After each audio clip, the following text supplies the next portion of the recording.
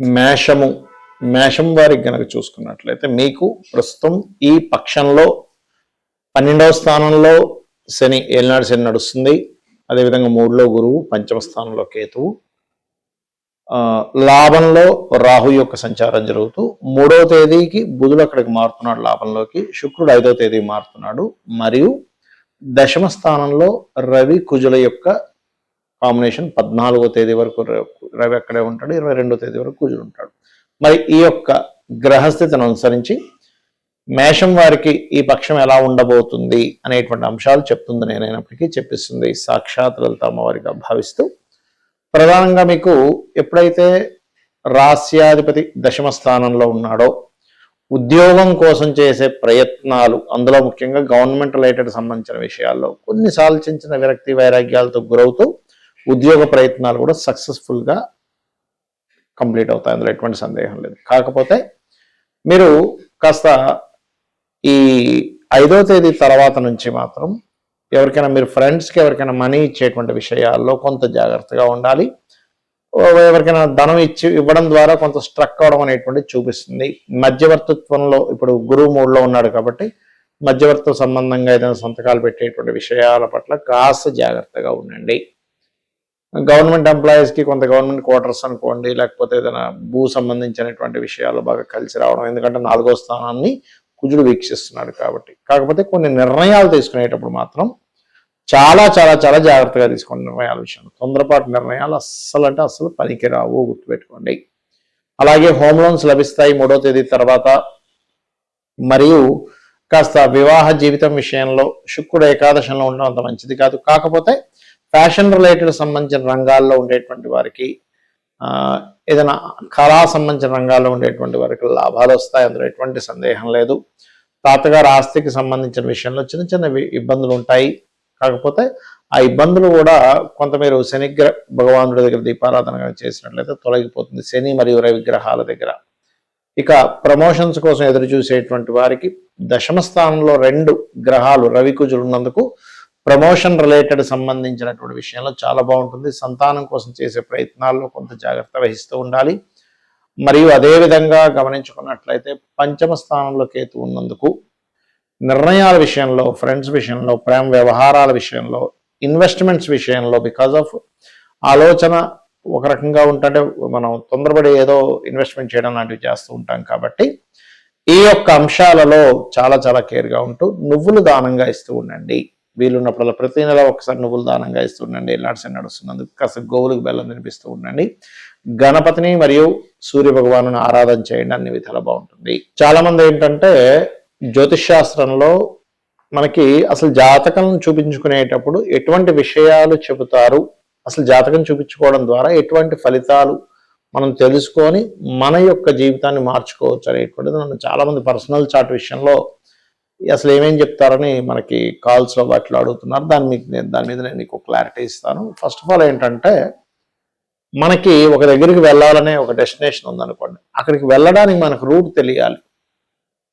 Route కనుక తెలిస్తే మనం ఈజీగా వెళ్ళగలుగుతాం. అలాగే ఆ రూట్లో వెళ్ళేటప్పుడు మనం చూడండి, ఒక్కోసారి ఒక ప్రదేశం నుంచి ఇంకో ప్రదేశానికి వెళ్ళేటప్పుడు మధ్యలో ఎక్కడో ఏదో రోడ్ రిపేర్ ఉంటుంది, అప్పుడు ఇంకొక రూట్లో నుంచి వెళ్ళాలి.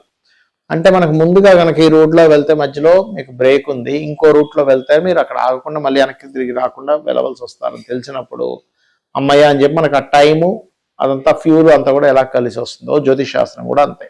అది ఎలాగా అంటే చెప్తాను చూడండి.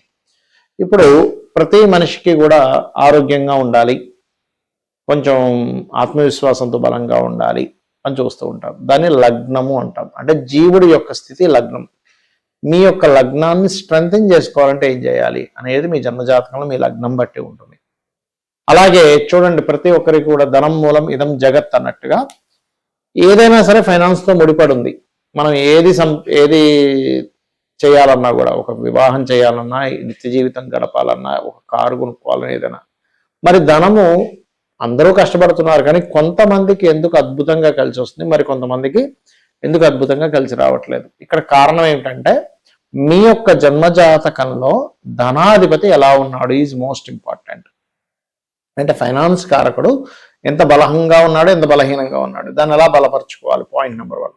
రెండవది, ఏ మార్గంలో మీరు ధనం కోసం ప్రయత్నం చేసినట్లయితే బాగా కలిసి వస్తుంది. కొంతమంది చూడండి, నేను ఫలానా వ్యాపారాలు చేశానండి, ఏది కలిసి రాలేదు, కానీ ఆఖరిగా ఈ వ్యాపారం కలిసి వచ్చిందంటారు. దానికి కారణాలు ఏంటంటే మీకు వ్యాపార సమయం రాకపోయి ఉండొచ్చు మీరు చేసేటప్పుడు, లేదా రాంగ్ వ్యాపారం ఏదైనా చేస్తుండొచ్చు. అంటే తెలియకుండానే ఇప్పుడు మీకు ఉదాహరణకి ఫుడ్లో బాగా కలిసి వస్తుంది అనుకోండి, వెళ్ళి ఇంకోటి ఏదో పెట్టుకుంటారు కొంతమంది, ఇంకొక ఫ్యాషన్ రిలేటెడ్ అనో లేకపోతే టీచింగ్స్ అనో ట్రైనింగ్స్ అట్లా చేస్తారు. లేదా కొంతమందికి స్కూల్స్లో కలిసి వస్తే ఫుడ్ పెట్టుకుంటూ ఉంటారు. దీన్ని రాంగ్ స్టెప్ అంటారు. అంటే మీరు చేసే వ్యాపారం కావచ్చు, ఉద్యోగం కావచ్చు, ఉద్యోగం కోసం చదివేటువంటి కోర్సెస్ కావచ్చు, మీకు తెలియకుండా రాంగ్ వేలో కనుక వెళ్ళినట్లయితే అది మీకు పెద్దగా కలిసి రాదు, గుర్తుపెట్టుకోవాలి.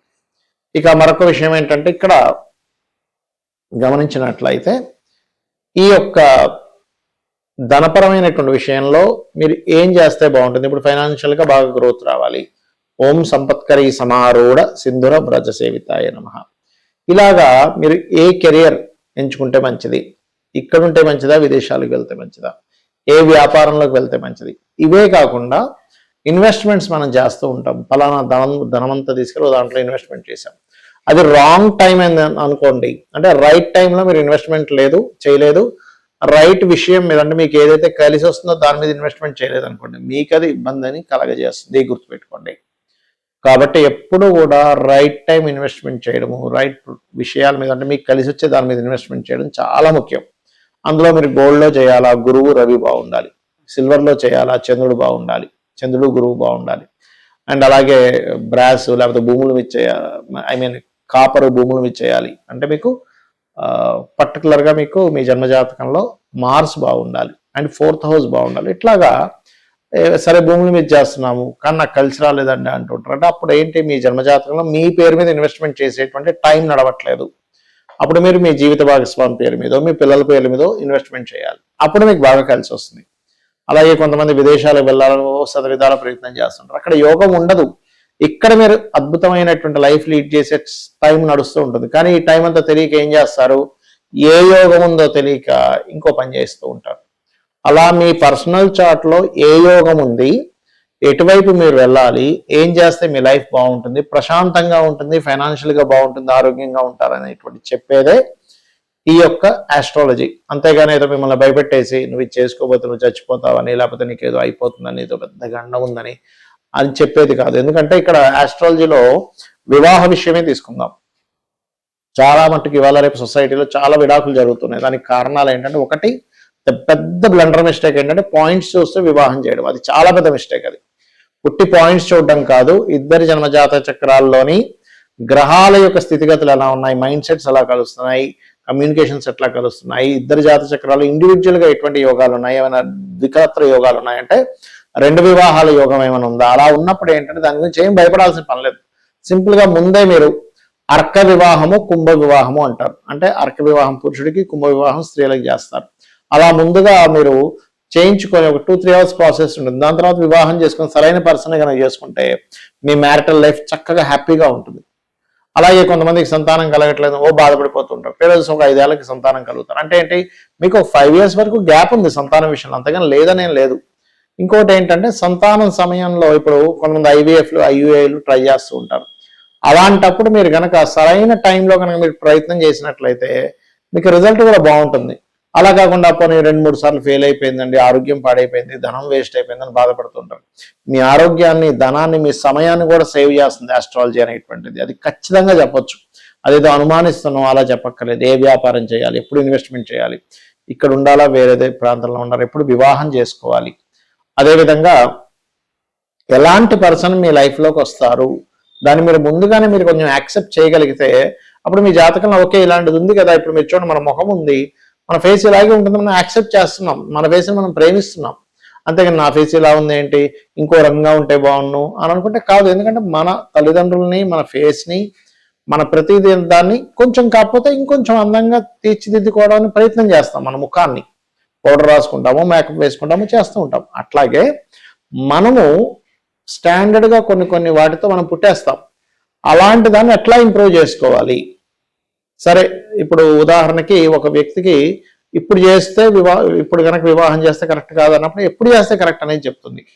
ఇప్పుడు వ్యాపారం చేయడం కరెక్ట్ కాదు అన్నప్పుడు అసలు ఎప్పుడు వ్యాపారం చేయాలి అనేటువంటి విషయం చెప్తుంది. ఇప్పుడు ఇన్వెస్ట్మెంట్ చేయడం కరెక్ట్ కాదు అన్నప్పుడు ఎప్పుడు చేయాలనేది విషయం చెప్తుంది.